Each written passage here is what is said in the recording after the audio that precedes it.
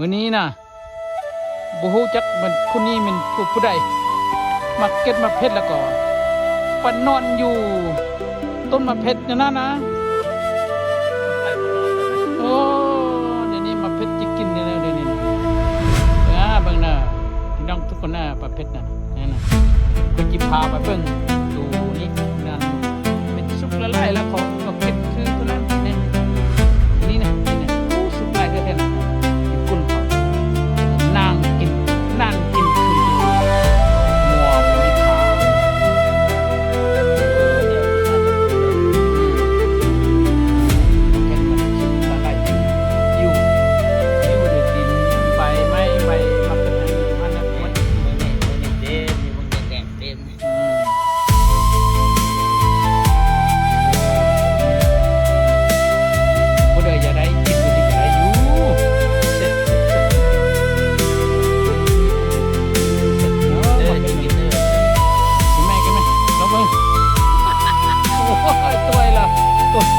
ตัวแล้วบุกได้หนักเนี่ย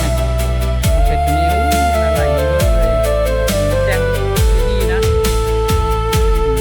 นี่ก็กันนี่ก็เป็น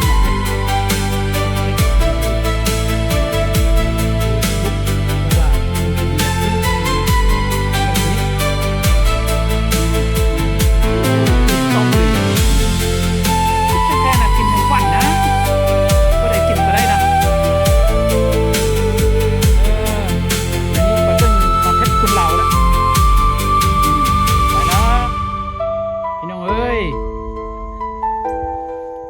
ผ่านไปเบิ่งมาเพชรตัวนี้ละโอ้ตัวนี้นะดังงามดีๆสุดก่อนแดงดีๆนั่นสุดแดงละนั่นเนี่ยโอ้ละลายในงามก็เลยอยากทำตาได้แล้วก็โอ้ต่อนะต่อแล้วใกล้เวลานี้ไปแล้วไม่ได้กินแล้วโอ้ยังแดงดีๆอยู่งามเท่ๆละลายไล่เท่ว่าโอ้ได้ไล่แล้วประมาณเดียวแล้วได้สั่งคุกอันนั้นนะนี่มาเพชรนี่อย่างแดงอยู่มีลายอยู่นะมีลายอยู่แต่เบอร์ไม้มาเพชรหมดแล้วอยู่ลมหมดแล้วอยู่ถึงนี่บุหิน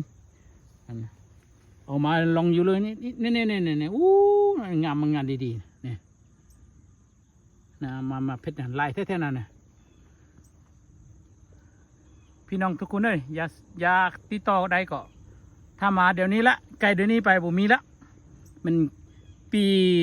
ปีหน้าละผมเป็นปีนี้ละ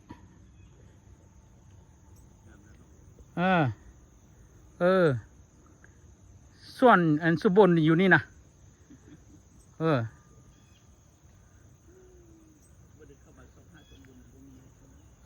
ส่วนสุบนนะเดี๋ยวนี้นะประมาณวันเอเกอร์เนี่ยมาเพชรเนี่ยมาเพชรนี่ละ